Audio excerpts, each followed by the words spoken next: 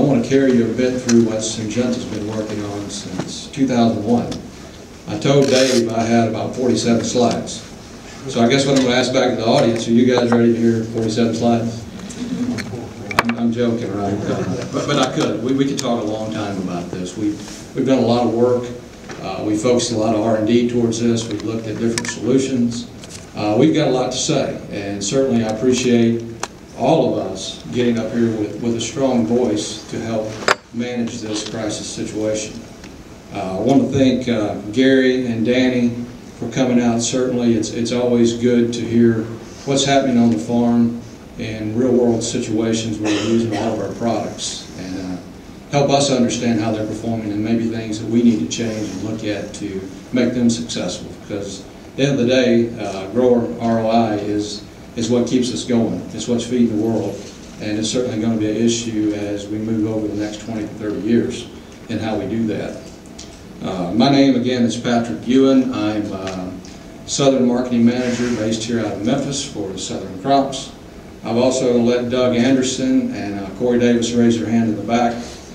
They're with Syngenta Marketing. Corey is our cotton marketing manager. Doug is our soybeans and corn. So they'll help assist me as I get questions here today, maybe from you guys that maybe I don't know the answer to, but hopefully we can answer them for you. So, does weed resistance matter? What do you folks think? Think it matters? How many of you have seen shots like this across the countryside in the agriculture community? If you've got it on your farm, you really recognize it. It's huge. It's a major league issue, and it's escalating. The good news is we've got things and solutions collectively as an industry that we can solve a lot of the issues. We can manage. I don't know if complete control is out there anymore. Mother Nature has a way of changing that for us. This is a survey I wanted to bring up. This actual source was from Farm Press Publications back in 2010. If you look in the lower left-hand corner of the map, this was growers who perceived they had glyphosate resistance. And most of them do. And the main weeds that they were looking at is palmer pigweed, giant ragweed, mare's tail, waterhound.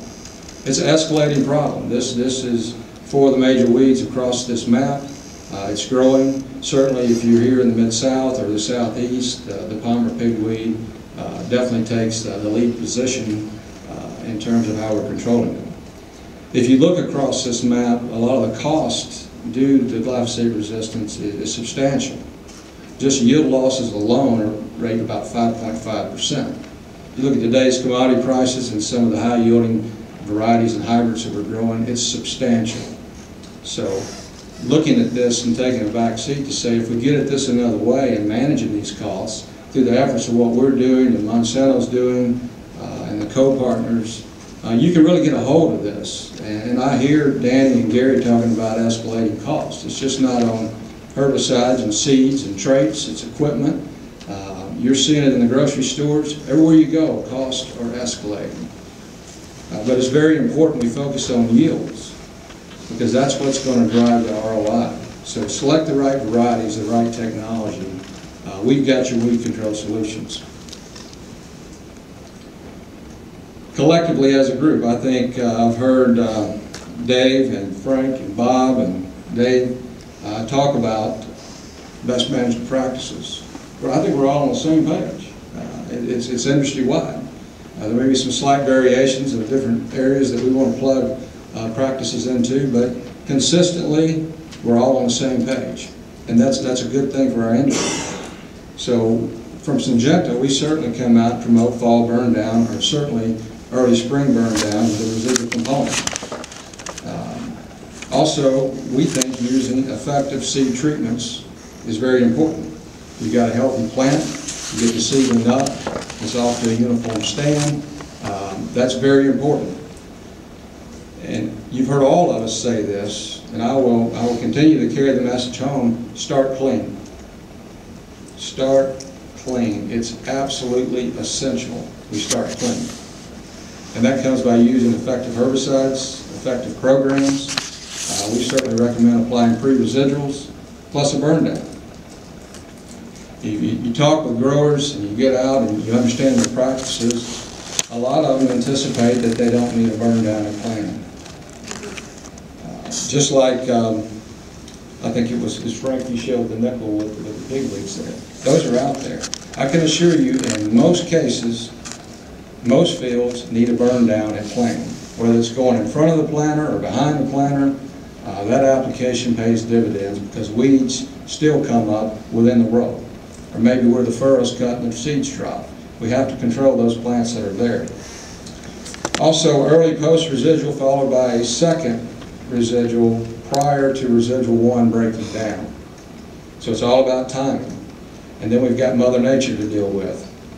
But our culture practices, as we knew, and certain generations that are farming today, I think I heard Danny say they're called, what was it, Danny, Roundup babies? There's a different way of farming today. It's really back to where we were before Monsanto brought the great technology in. I've heard Danny talk about they had time to go to the lake. I think I heard Gary say you could take off on Sundays. A lot of these guys don't have the opportunity to do that anymore. So what I'm saying is that culture practices are changing. The good news is that there's been enough R&D and there's enough old chemistry and new chemistry coming that we can fix this problem. But collectively we're going to have to work together as we're doing. Also, that brings in used labeled rates. We certainly don't want to exasperate the current chemistry that's out here and make it more resistant. We certainly want to steward all the compounds in here because there's just not been a lot of R&D that was focused on new herbicides up until, I guess, aggressively it's really kicked in the last 3 to 4 years to try to pull these compounds out. Good news is there are some good things, but we have to steward what we've got. Spray timing. You know, how many of you have heard growers say, I want to wait till the weeds get big and I want to spray them?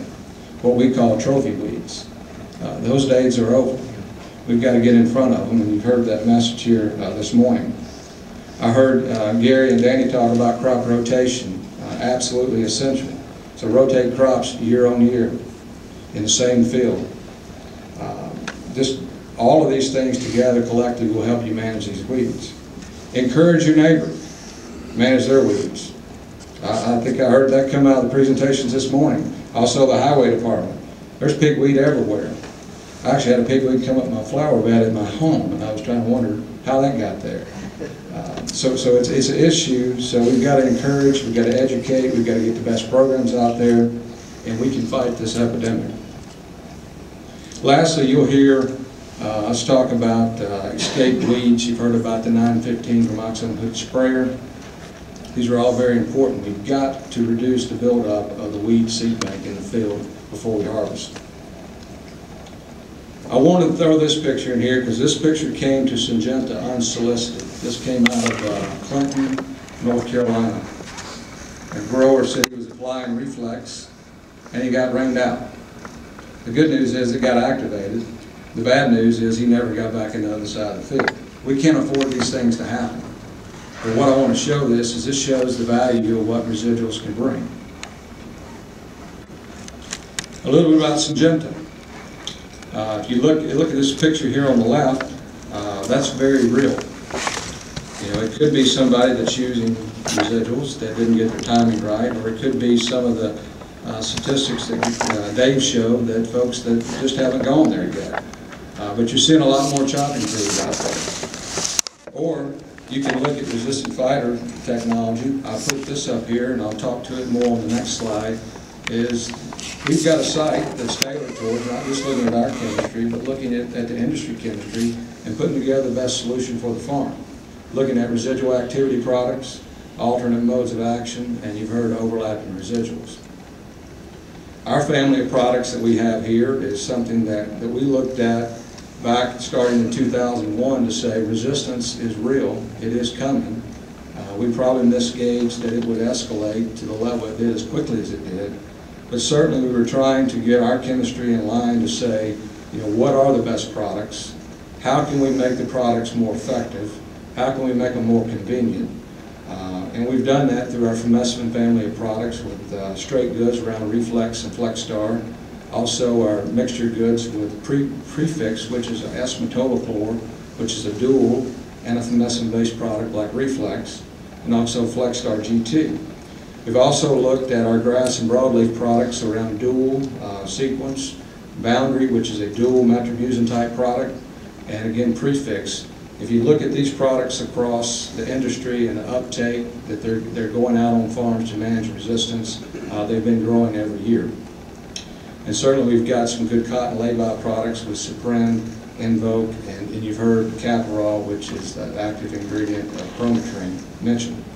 So what I want to leave you with around Syngenta portfolio, I would encourage you, if you talk to your growers or you're writing about this, to have growers go to www.resistancefighter.com and look at the solutions that are there that they can build for their farm.